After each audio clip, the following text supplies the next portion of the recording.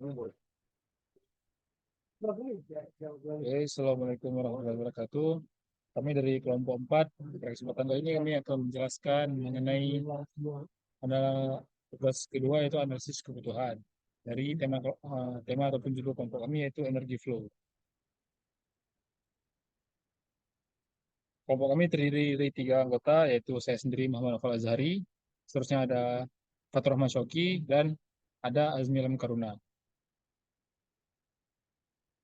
Jadi pada pembahasan kali ini kami akan menjelaskan 3 topik utama yaitu ada pengamatan, wawancara, dan akhir sekali adalah kesimpulan. Untuk pengamatan dan wawancara sendiri akan dijelaskan oleh masing-masing, yaitu orang yang melakukan wawancara dan pengamatan masing-masing.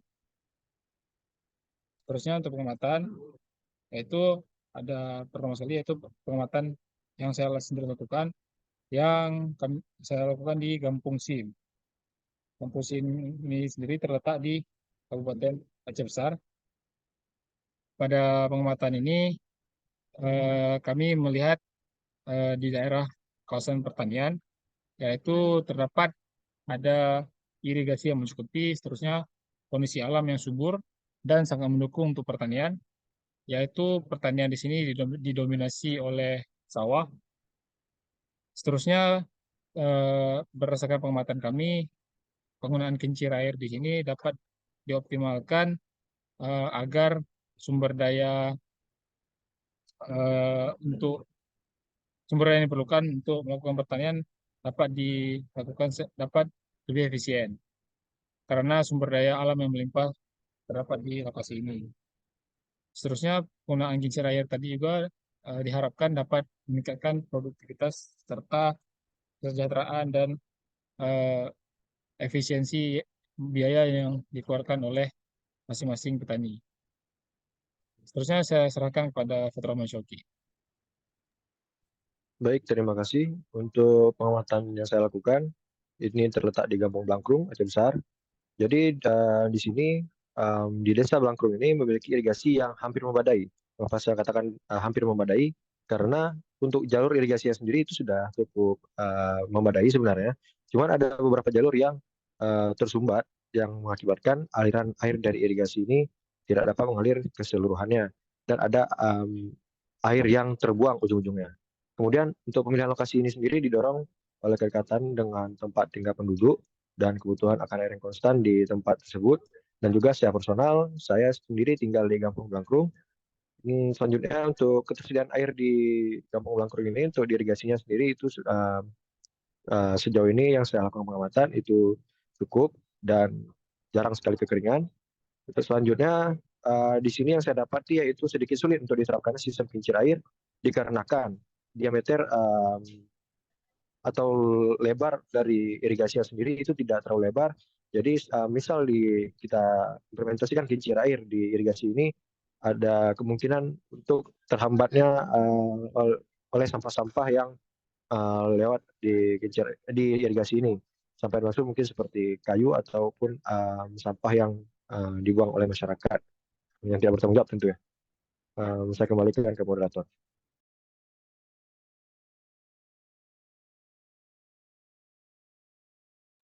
Baik, seterusnya saya serahkan kepada Azmi Alam Karuna. Baik, selanjutnya ada di Kampung Lambait. Nah, irigasi di sini melimpah karena sumbernya dari Gunung Aceh. Namun, irigasi ini tidak selalu mengalir karena ada jadwal waktu buka tutupnya irigasi. Seperti seminggu untuk arah Kampung Lambait, seminggu lagi untuk Kampung Lena. Itu kekurangan di irigasi ini. Yang kedua, pemilihan lokasi ini akan pada keberadaan irigasi yang luas. Nah, irigasi ini sendiri merupakan ujung dari irigasi-irigasi lainnya, sehingga memungkinkan air yang dari irigasi yang di atas mengalir ke sini tiap hari.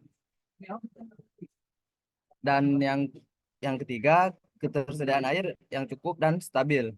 Nah, di sini ketersediaan airnya emang selalu ada, tapi tergantung pada buka tutupnya pintu air yang ada di atas irigasi ini. Untuk penggunaan kincir air sendiri, Mungkin di sini dapat diterapkan karena irigasinya ter- cuman ada satu jalur yaitu irigasi sekunder ini. Nggak ada jalur irigasi tersier ataupun irigasi kecil lainnya. Sehingga untuk pemanfaatan kincir air dapat dilakukan di sini. Namun kurangnya air yang mengalir di sini tidak cukup kuat arusnya untuk memutarkan arus kincir air pada musim kemarau. Ha- Dan hanya dapat memutarkan kincir air ketika airnya banyak atau ketika musim hujan. Dan yang terakhir, dengan menggunakan sistem kincir air sini, pengairannya dapat ditingkatkan. Mungkin seperti itu. Kembalikan kepada moderator. Baik, seterusnya ada beberapa wawancara yang setelah kami lakukan. Jadi di sini pertama kali adalah wawancara yang sudah lakukan di Kampung SIM. Wawancara ini saya lakukan bersama dengan eh, Bapak Hasan Basri yang merupakan petani di daerah kawasan Kampung SIM ini. Berdasarkan yang kami sudah wawancara dan beberapa pertanyaan yang sudah kami ajukan, eh, pada para petani di kawasan ini, mereka menggunakan pompa air untuk pengairan ke sawah mereka sendiri karena tidak ada aliran secara otomatis ataupun aliran yang sudah dibuat oleh para petani ini ataupun oleh pihak di luar yang dapat mengalirkan air secara langsung. Oleh itu mereka harus menggunakan pompa air. Seterusnya pompa air yang mereka gunakan ini ditenagai ataupun sumber dayanya dari bahan bakar bensin yang memerlukan sekitar 4 liter untuk dioperasikan. Dan itu merupakan salah satu yang harganya sekitar 13.000 rupiah per liter yang harus dikeluarkan. Berdasarkan Pak Hasan Basri, ini merupakan suatu keresahan juga di kalangan para petani karena seperti dilihat harga minyak tidak stabil dan bisa meningkat yang dapat menyusahkan para petani. Seterusnya penggunaan pompa air ini biasanya dilakukan berkisar 20 hari sekali jika tidak ada turun hujan sama sekali. Dan setelah bertanya dengan Pak Hasan Basri, menurut beliau kedalaman ataupun volume air yang terdapat di daerah pengairan ini adalah sekitar setinggi 1,5 meter. Dan berdasarkan pengamatan kami dan eh, dari beliau sendiri mengatakan bahwa aliran air pada irigasi ataupun aliran air di sebelah lahan beliau ini tidak kencang karena dia tidak mengalir. Ini adalah aliran air dari daerah Belaminta. Mungkin sekian yang dapat saya sampaikan dari wawancara bersama dengan Pak Hasan. Seterusnya saya serahkan kepada Fatur Rahman Syafii. Baik, terima kasih moderator. Untuk wawancara yang saya lakukan di Kampung Blangkrung itu dengan Bu Astiani selaku petani setempat. Setelah saya memberikan beberapa pertanyaan kepada beliau, yang saya dapati adalah air irigasi yang ada di Blangkrung itu selalu ada dan jarang kering. Kemudian aliran air pada irigasi tersebut sejauh ini kencang, dan apabila air yang di aliran tersebut tidak ada ataupun sudah sedikit kering, pintu air itu bisa dibuka lagi dan alirannya memang selalu ada untuk airnya. Kemudian untuk di sini masih memungkinkan untuk dipasang kincir air, namun seperti tadi yang sudah saya jelaskan, karena lebar dari irigasi tidak terlalu lebar, jadi mungkin harus digunakan kincir air yang tidak terlalu besar. Dan itu juga berpengaruh dan oleh daya yang akan dikeluarkan dari kincir air tersebut.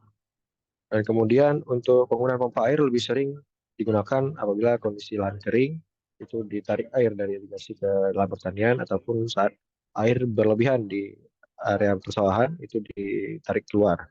Dan untuk keresahan sendiri dari dari Bu Astiani yang sampaikan, itu terletak pada sistem irigasi yang tersumbat. Namun yang tersumbat ini bukan yang mengarah ke sawah beliau, tetapi ke sawah sebelahnya. Dan beliau sangat menyayangkan karena untuk sawah di sebelah sana itu sedikit sulit untuk mendapatkan air gara-gara tersumbatnya sistem irigasi tersebut. Saya kembalikan ke moderator. Terusnya akan dijelaskan caranya buat Azmi. Azmi dipersilakan.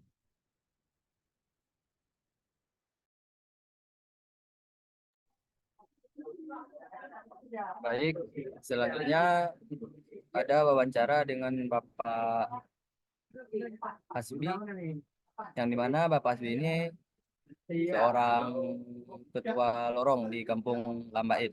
Jadi setelah saya menanyakan beberapa pertanyaan, saya dapat jawaban dari Bapak ini. Yang pertama, irigasi ini bekerja ketika musim menanam padi saja. Nah, dari jawaban ini Bapak ini menerangkan bahwa irigasi ini hanya akan berfungsi ataupun hanya akan mengalir ketika musim menanam padinya saja. Dan yang kedua, penggunaan irigasi umumnya untuk persawahan, tetapi digunakan juga untuk kebun dan keperluan lain. Nah, di irigasi ini sendiri lebih diutamakan untuk persawahan, tetapi ada juga beberapa warga yang menggunakan aliran air irigasi ini untuk keperluan kebun, seperti kebun tomat ataupun kebun lainnya yang ada di kampung tersebut. Nah, untuk sumber airnya sendiri dari Sungai Je atau dari daerah Janto. Ini merupakan atas ataupun sumber dari irigasi yang ada di atasnya. Sehingga aliran airnya akan selalu ada, dan untuk volumenya sendiri mungkin akan berkurang karena tergantung musimnya. Yang kedua, yang keempat, kuat aliran air pada irigasi tergantung dengan musim. Nah, di sini aliran irigasinya akan kuat ketika musim hujan. Karena ketika musim hujan, air irigasi ini banyak sehingga memungkinkan untuk memutar kincir air yang akan dipasang. Nah, yang terakhir, penggunaan kincir air ini mungkin hanya dapat dilakukan ketika musim hujan. Kenapa? Karena ketika musim hujan, aliran irigasinya kuat, sehingga kincir kincir airnya mampu untuk diputar oleh arus irigasinya. Mungkin sekian dari saya kembalikan kepada moderator.